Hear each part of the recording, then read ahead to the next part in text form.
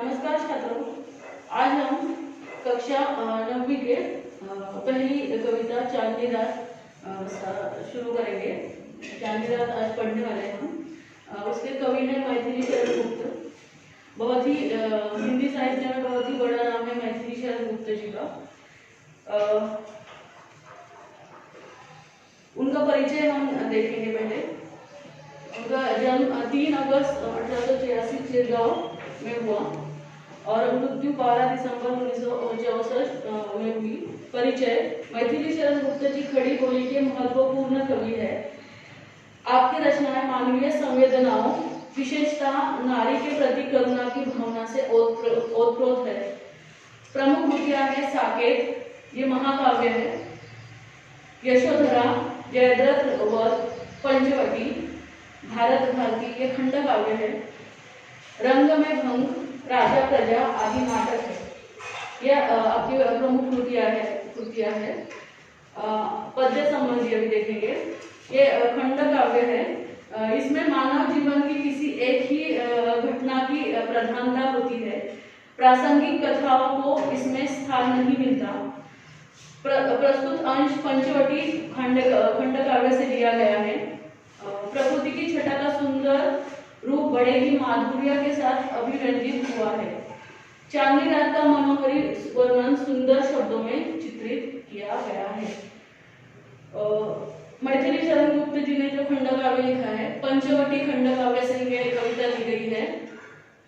देखो, जो हमने हमारे जो हिंदू धर्म में रामायण जो ग्रंथ है उसमें प्रभु राम, सीता और लक्ष्मण इनको 14 साल का वनवास मिला था और वो वन में रहे थे। तो तब वो पंचवटी स्थान में कुछ साल रहे थे। पंचवटी स्थान भारत के नासिक के गोदावरी नदी के किनारे पर है, स्थित है, जो कि अभी एक विख्यात धार्मिक तीर्थ स्थान है। वहाँ पे उन्होंने कुछ साल वहाँ पे रहे थे वो। तो तब एक चांदनी रात का वर्णन यहाँ पे कवि ने किया है। तो पहले मैं कविता पढ़ती हूँ। चारु चंद्र की चंचल किरणें खेल रही है जलथल में, स्वच्छ चांदनी बिछी हुई है अवनी और अंबर तल में। पुलक प्रकट करती है धरती हरित तृणों की नोकों से, मानो झूम रहे हैं करुणी मंद पवन के झोंकों से। क्या ही स्वच्छ चांदनी है यह, है क्या ही निस्तब्ध निशा, है स्वच्छंद सुमंद गंध वह, निरानंद है कौन दिशा।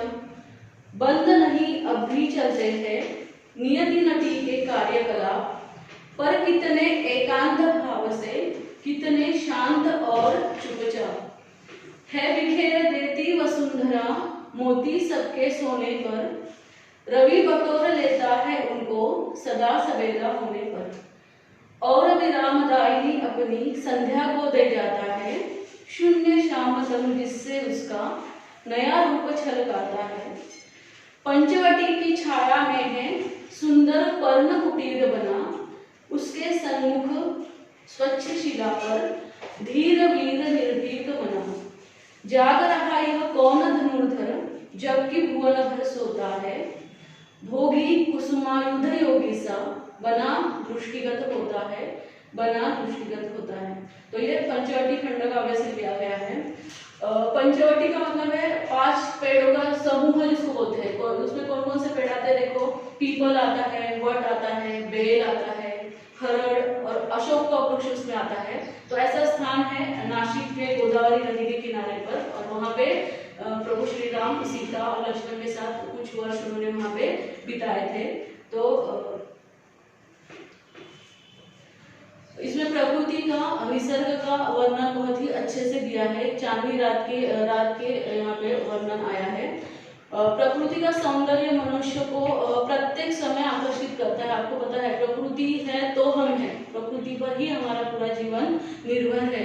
अगर हमें कुछ बेचैनी महसूस होती है, तबीयत ठीक नहीं होती, तो हमें डॉक्टर भी हमेशा बोलते हैं कि आप थोड़ा सा अलग प्लेस पे जाओ, थोड़ा सा निसर्ग के सानिध्य में जाओ, प्रकृति के समीप जाओ। तो इसीलिए प्रकृति हमारे लिए बहुत ही आवश्यक है। प्रकृति का जो भी प्रकृति है उसमें हमें कुछ भी हस्तक्षेप नहीं करना है, उनका जो भी कार्य है वो हमें करने देना है। तो हम अभी कविता देखेंगे। चारु चंद्र की चंचल किरणें खेल रही है जलथल में, स्वच्छ चांदनी बिछी हुई है अवनी और अंबर तल में। यहाँ पे कवि कहते हैं कि चारु चंद्र की, चारु मतलब सुंदर, ऐसे मनोहर चंद्र की किरणें जलथल में खेल रही है, पानी में भी है, दिख रही है वो, और थल मतलब जमीन पर भी दिख रही है, मानो ऐसा लग रहा है कि वो वहाँ पे खेल रही है। पूर्णिमा की रात है इसलिए चांद की किरणें प्रखर है और उजाला उसका ज्यादा है, प्रकाश ज्यादा है, इसलिए वहाँ पे कवि कहते हैं कि ऐसा प्रतीत होता है कि चारु चंद्र की, सुंदर ऐसे चंद्र की किरणें जल और थल में खेल रही है, ऐसा प्रतीत वहाँ पे होता है। स्वच्छ चांदनी बिछी हुई है अवनी और अंबर तल में। अवनी मतलब पृथ्वी और अंबर मतलब आकाश, और स्वच्छ चांदनी सब तरफ बिछी हुई है, फैली हुई है, उजाला ज्यादा है क्योंकि पूर्णिमा की रात है, इसलिए यहाँ पे कवि कहते हैं कि चंद्र की चंचल किरणें जलथल में खेल रही है और स्वच्छ चांदनी सब तरफ चारों दिशाओं में फैली हुई है। पुलक प्रकट करती है धरती हरित तृणों की नोकों से। पुलक मतलब प्रसन्नता, और पृथ्वी भी प्रसन्न हो रही है ये सब नजारा देख के, और वो भी अपनी खुशी प्रकट कर रही है किसके माध्यम से, हरित तृणों की नोकों से। जो तृण है, जो घास है, वो भी हवा के झोंकों से इधर उधर झूम रही है, तो उसके माध्यम से धरती भी अपनी प्रसन्नता प्रकट कर रही है, ऐसा वहाँ पे कवि कहते हैं। मानो झूम रहे हैं तरु भी मंद पवन के झोंकों से, और उसके साथ में तरु मतलब पेड़ भी झूम रहे हैं, उसके साथ में वो भी प्रसन्न हो रहे हैं वो नजारा देख के प्रकृति का। तो यहाँ पे कवि कह रहे हैं कि मानो झूम रहे हैं तरु भी मंद पवन के झोंकों से, और रात का समय है, पवन हवा भी मंद चल रही है, और उसमें उस पवन के झोंकों से वो पेड़ भी झूम रहे हैं, ऐसा वहाँ पे प्रतीत होता है। क्या ही स्वच्छ चांदनी है यह, क्या ही निस्तब्ध निशा। और ये स्वच्छ चांदनी सब तरफ फैली हुई है, लेकिन सब तरफ कैसे है, निस्तब्ध है। निस्तब्ध मतलब जो हिलता डुलता कुछ भी नहीं है, मतलब शांति है सब तरफ फैली हुई है। स्वच्छंद सुमंध गंध वह निरानंद है कौन दिशा। और स्वच्छंद मतलब स्वतंत्र, सुमंध मतलब मंद मंद, गंध मतलब सब तरफ खुशबू फैली हुई है, फूलों की होगी,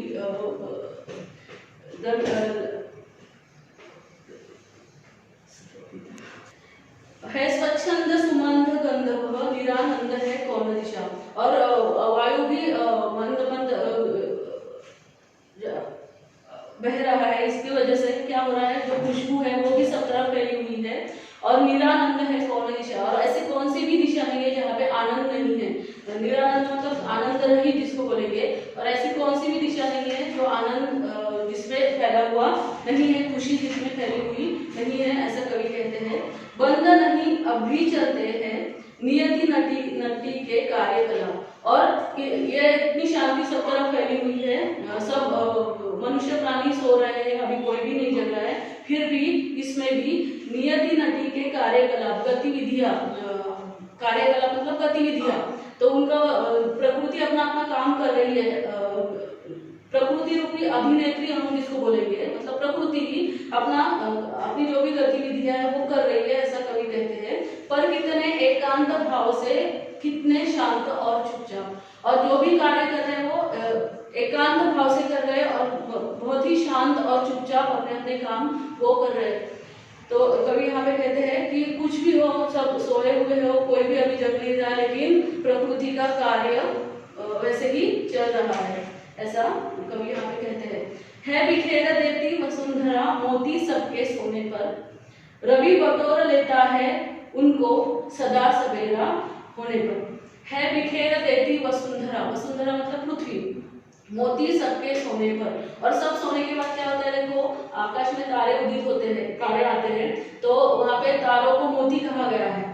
तो यहाँ पे कवि कहते हैं कि ऐसा प्रतीत होता है कि जैसे कि वसुंधरा ने, पृथ्वी ने वो तारे सब तरफ फैला दिए हैं, बिखेर दिए हैं। रवि बटोर लेता है उनको सदा सवेरा होने पर, और वो तारे हमें जब सवेरा होता है तब नहीं दिखते, तो ऐसा वहां पर प्रतीत होता है कि रवि मतलब सूर्य, सूरज, वो क्या करता है, वो सब तारे बटोर लेता है सुबह होने पर।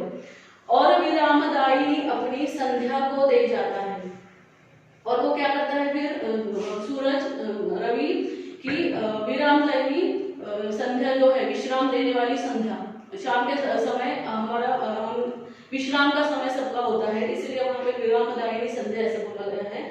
और विरामदायिनी अपनी संध्या को दे जाता है, और वही मोती वो क्या करता है, रवि सूरज संध्या को, शाम को दे जाता है, और फिर वो संध्या क्या करती है, वो जो मोती है वो बिखेर देती है। शून्य श्याम तनु जिससे उसका नया रूप छलकाता है। श्याम मतलब सावला रूप ऐसा दिखता है। शाम के, रात के वक्त सब तरफ अंधेरा जो छा जाता है ना, तो उसको बोला है उन्होंने श्याम जैसा रूप। तनु मतलब उसका शरीर दिखता है, ऐसा कवि ने वहां पे कहा है। मतलब रात्रि की जो कालिमा है वो प्रकाशमान हो जाती है और अपना नया रूप छलकाने लगती है, इसलिए वहां पे उन्होंने कहा है कि नया रूप छलकाता है। पंचवटी की छाया में है सुंदर पर्ण कुटीर बना, और वो ऐसे सुंदर, ऐसे मनमोहक दृश्य में वहां पे पंचवटी की छाया में एक सुंदर पर्ण कुटीर, पत्तों से बना हुआ एक झोपड़ी, कुटीर मतलब झोपड़ी बनाई गई है। उसके सन्मुख स्वच्छ शिला पर धीर वीर निर्भीक बना, उसके सन्मुख मतलब उसके सामने एक स्वच्छ शिला, बड़ी वाली शिला वहां पे है, बड़ा वाला पत्थर है, उस पर एक धीर वीर निर्भीक एक इंसान वहां पे बैठा हुआ है। धीर वीर मतलब दृढ़ मन वाला योद्धा, ऐसा वहां पे एक बैठा हुआ है। वो कौन है, ऐसा कवि वहां पे कह रहे हैं। जाग रहा यह कौन धनुर्धर, जबकि भुवन घर सोता है। और इतनी रात में ये धनुर्धर कौन है, ऐसा धनुर्धर मतलब तीरंदाज, जो अच्छे तीर चलाता है, ऐसा कि ऐसा धनुर्धर क्यों जाग रहा है, जबकि भुवन भर सोता है। पूरा भुवन, पूरा संसार, भुवन मतलब संसार, सब सो रहा है, और यह वक्त में ऐसा कौन सा धनुर्धर है, वो जाग रहा है। भोगी कुसुमायुध योगी सा बना दृष्टिगत होता है, और ऐसा गृहस्थ होकर भी एक योगी जैसा वहां पे वो प्रतीत होता है। दृष्टिगत होना मतलब दिखना, ऐसा वो दिख रहा है कि एक योगी पुरुष वहां पे बैठा हुआ है, वो वहां पे कुछ तपस्या कर रहा है। मतलब यहाँ पे क्या है कि मैंने आपको पहले ही कहा है कि प्रभु श्री राम, सीता और लक्ष्मण जी जो वनवास मिला था, उनके कुछ साल वहां पे पंचवटी में उन्होंने बिताए थे। तो लक्ष्मण ने उनकी हमेशा सेवा की है, और वो ही यहाँ पे जो वर्णन आया है कि जो वहाँ पे स्वच्छ शिला पर जो बैठा हुआ है वो है वीर लक्ष्मण। वो एक प्रहरी के रूप में कुटिया से बाहर शिला पर विराजमान है। एक प्रहरी का काम वो वहाँ पे कर रहा है, ताकि वहाँ पे वो जंगल था तो वहाँ पे कोई जानवर वगैरह रात के समय में न आए, इसीलिए वो वहाँ पे सुरक्षा के लिए वो वहाँ पे बैठा हुआ था, ऐसा उसका वर्णन वहाँ पे है। तो इस प्रकार ये कविता है। तो ये कविता से हमें क्या सीख मिलती है, तो प्रकृति हमारे लिए बहुत ज्यादा महत्वपूर्ण है। प्रकृति के बगैर हम नहीं जी सकते। सब हमें जो भी जितना भी मिलता है वो सब प्रकृति से ही मिलता है, इसीलिए हमें क्या करना चाहिए, प्रकृति का ख्याल रखना चाहिए, निसर्ग का ख्याल रखना चाहिए। और जो भी आजकल हमारी वजह से जो प्रदूषण हो रहा है, उसके प्रकृति का बहुत नुकसान हो रहा है, वो हमें कम करना चाहिए। और एक सीख बहुत महत्वपूर्ण हमें मिलती है कि जैसे कि कुछ भी हो, मतलब इंसान सो रहे हो, कुछ भी कर रहे हो, लेकिन प्रकृति अपना जो भी कार्य है वो हमेशा करती ही रहती है। तो उससे हमें ये सीख लेनी है कि हम पर कितने भी संकट आए, दुख आए, कुछ भी आए, हमें हमारा कर्तव्य, हमारा कार्य हमें हमेशा करते ही रहना चाहिए। तो ये सीख हमें इस कविता से मिलती है। तो इस प्रकार ये कविता थी। आपको ये कविता अच्छे से पढ़नी है, समझनी है और याद भी करनी है। तो इसका हम अभी स्वाध्याय देखेंगे। पहला प्रश्न है संजाल। यहाँ पे दिया हुआ है, देखो, तारों के उदित और अस्त होने के बारे में कल्पना कौन कौन सी है। तारा मतलब कौन कौन से हैं? सूर्य ये भी एक तारा है। तो उनके उदित होने से के बारे में हमें कल्पनाएं लिखनी है। तो कौन कौन सी आई है इसमें? तो पहला है पृथ्वी द्वारा ओस रूपी मोती फैलाना, ये भी एक कल्पना वहां पे आई हुई है तारों के बारे में। दूसरा है संध्या सुंदरी का दीप्त होना, मतलब संध्या शाम हो जाना, दीप्त होना मतलब ये एक कल्पना है। दूसरा है सूर्य द्वारा आराम देने वाली संध्या दे जाना, मतलब सूर्य हमें शाम जाता है तो हमें शाम दे जाता है, संध्या दे जाता है, ये एक कल्पना वहां पे आई है।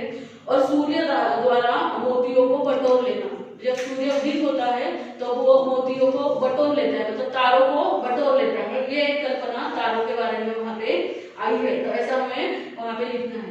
आगे है चांदनी रात की विशेषताएं कौन कौन सी है? तो यहाँ पे बहुत सारी विशेषताएं आई है, हर एक स्टैंजा में, हर एक परिच्छेद में वहां पे आपको विशेषता उसकी मिलेगी, तो वो आपको लिखनी है। जैसे कि सुंदर चंद्रमा की झिलमिलाती किरणें जल थल में फैली हुई है, ये एक विशेषता है। पृथ्वी और आकाश में स्वच्छ चांदनी बिछी हुई है, ये भी उसकी विशेषता है। हरी भरी घास की रोकों के माध्यम से पृथ्वी अपनी खुशी प्रकट करती है, ये भी एक विशेषता है। सभी वृक्ष मंद मंद वायु के झोंकों से झूमते से प्रतीत होते हैं, ये भी विशेषता है। दूर दूर तक फैली चांदनी बहुत साफ दिखाई दे रही है, ये भी विशेषता है। रात सन्नाटे से भरी हुई है, सब तरफ शांति है, शोर कहीं पर भी नहीं है, ये भी विशेषता है। वायु स्वच्छंद होकर मंद मंद गति से बह रही है। चारों दिशाओं में सब तरफ आनंद और खुशी का माहौल है, ये भी विशेषता है। तो ऐसी विशेषताएं आपको वहां पे लिखनी है। निम्नलिखित पंक्तियों का सरल अर्थ लिखिए। आपको अभी सीधा सीधा अर्थ मैंने जो स्पष्टीकरण किया है वही अर्थ वहां पे लिखना है। और मैंने पहले भी कहा है कि आपको कोई भी उत्तर है उसका आपको स्टार्टिंग करनी है, उसकी शुरुआत करनी है, तो आपको उसका संदर्भ पहले देना है कि कौन सी कविता में से ली है, इसके कवि कौन है, और एक वाक्य में अगर उसका उद्देश्य लिखा तो बहुत अच्छी बात है, और फिर सरल उसका अर्थ आपको वहां पे लिखना है। तो पहला है वो चारों चंद्र की वो पूरा झोंकों तक जितना भी वो लाइन्स है उसका आपको अर्थ लिखना है। और दूसरा है क्या ही स्वच्छ चांदनी है यह, वहां से शांत और चुपचाप तक आपको सरल अर्थ लिखना है। अभी आगे है व्याकरण का है, पर्यायवाची शब्द हमें लिखने हैं। वहां पे तीन लिखने हैं आपको पर्यायवाची शब्द। पहला है तरु। तरु का पर्यायवाची शब्द कौन कौन सा आएगा? पेड़, वृक्ष, द्रुम भी बोलते हैं उसको, पादप भी बोलते हैं, संस्कृत शब्द है। तो ऐसे बहुत सारे तरु को, पेड़ को समानार्थी शब्द है। दूसरा है वसुंधरा। वसुंधरा को धरती भी बोलते हैं, धरनी भी बोलते हैं, धरा भी बोलते हैं, वसुधा भी बोलते हैं, अवनी भी बोलते हैं, बहुत सारे शब्द है धरती वसुंधरा को। चंद्र, चंद्र को शशि, चांद, रजनीश, कलानिधि, इतने सारे शब्द हैं। आप और भी लिख सकते हैं ताकि आपको जितने याद आए वो एग्जाम के टाइम पे उतना अच्छा है। दूसरा है कृषक। कृषक को किसान बोलते हैं, हलधर बोलते हैं, खेतीहर बोलते हैं, भूमिपुत्र बोलते हैं, अन्नदाता बोलते हैं। आगे का है उद्यान, उपवन, बगीचा, वाटिका, गुलशन, चमन, ऐसे बहुत सारे शब्द हैं उद्यान को भी। अरण्य, अरण्य के समानार्थी शब्द है जंगल, वन, विटप, कानन। तो इस प्रकार आप समानार्थी शब्द यहाँ पे लिख सकते हैं। तो इस प्रकार हमारा स्वाध्याय यहाँ पे खत्म होता है। धन्यवाद।